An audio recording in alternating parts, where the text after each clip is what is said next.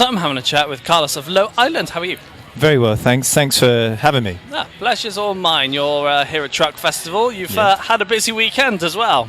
Yeah, we played here on Friday, and then we went down to Cornwall for Leopalooza, which is great.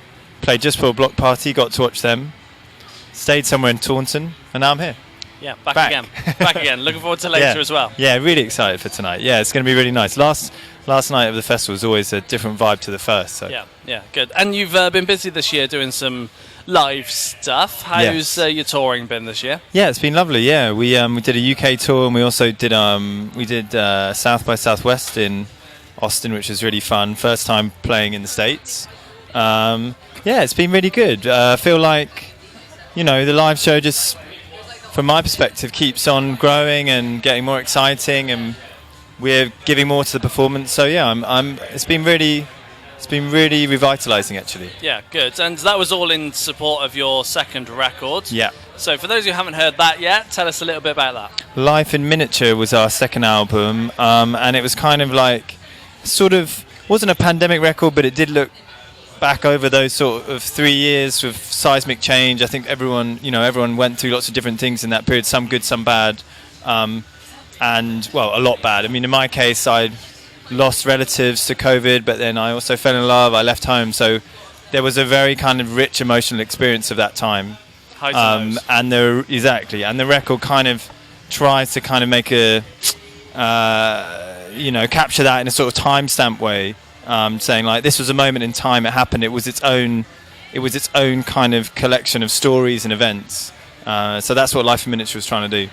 Yeah, good. And where are you at now then with new music? Have you started working on record 3? It's a good question. Yeah, we are working on record 3. Yeah, it feels like record 1 and record 2 were almost part of the same cycle in a way, because they came so quickly one after the other. This has really felt like the first time that there's been like a full stop, a bit less touring, a real chance to focus, and that's really good. But it's quite searching. You're like, okay, where do we go next? That's an exciting feeling, but it's also, trying to kind of find your way into an album, find a reason to make it, find the meaning of the whole thing again. So yeah, it's a bit, the ground is unstable, but it is exciting. Do you know what direction you're wanting to take this record then? Yeah, ish. I think there's something that we feel is unexplored in our recordings, which is the live show. We've never actually recorded like just live as a band. We've always multi-tracked everything and layered and layered and layered. And actually, I think there's something really appealing to me at the moment where, a unique thing to a band is actually being able to perform all together. I know that sounds like a silly thing to say, but you can capture this sort of emotional and spiritual moment in a performance that is very different to like lots of different takes in a recording. So I think I'm interested in a more live sounding record, a more live conceptualized record. I think people play more expressively as well when you play together. You're not all kind of focused on one person's part at a time, scrutinizing every single move. So I think that kind of collective experience of playing together is going to be really important to our third album, both in the writing and the recording. Yeah, good. And when it comes to the writing side of things, how do tracks normally start off for you guys? It varies, but at the moment I kind of come up with a sketch, which could just be some, a very, very light production with a melody on it, or just chords and melody, and then I'll take it to the band and we'll flesh that out. But also, guys in the band will send me a loop and I'll sing over that.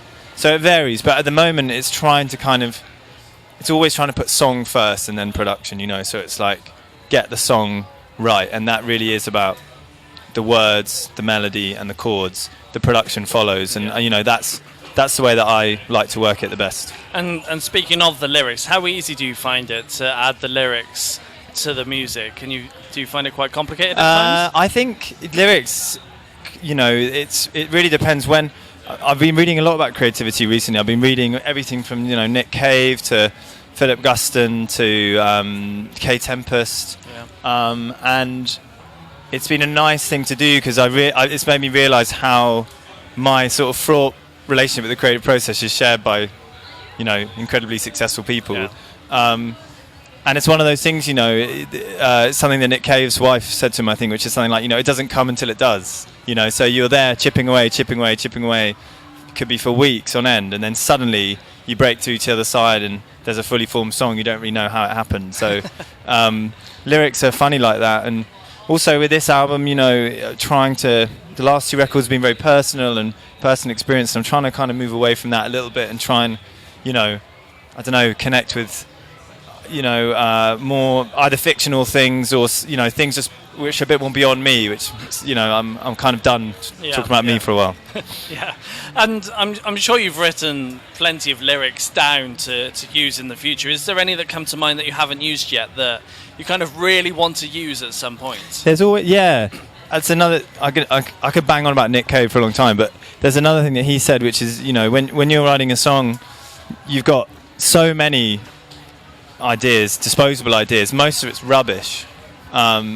And then, you know, one day you're sitting there kind of banging your head against the wall at the piano or whatever, and you're just flicking back to your notebooks, and suddenly a little phrase that you wrote weeks and weeks ago, years ago, just starts, you know, he describes it as coming off the page, and it does start to sort of shine a little brighter than the other lyrics.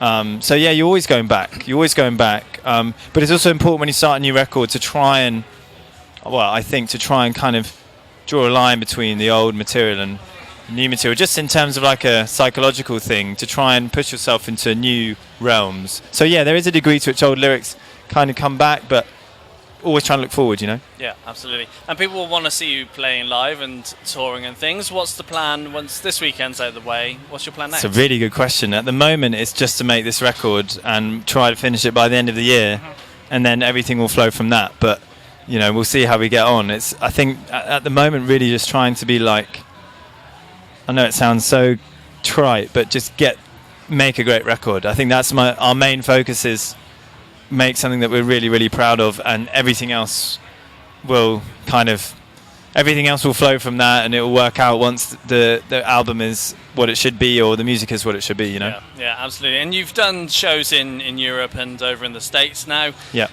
You must have other places you want to get to. Where haven't you been to yet? We haven't been. I'd love to do, like, you know, love to go to Japan, love to do Fuji Rocks. Never been to Australia. Loads of great. Splendour's just happened this weekend. Loads of great festivals in Australia. You know, lots of places we haven't gone, but we also got to consolidate where we've started. You know, so we love touring Europe. It's been some of the best experiences we've had. You know, touring all around Europe. Love playing in Germany. We played in Poland. We played in France on the last tour. We played in Austria.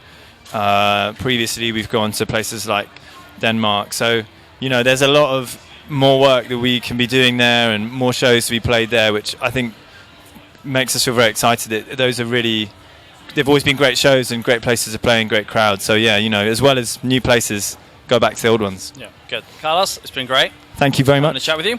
Cheers. Thanks very much. Cheers. Thanks a lot.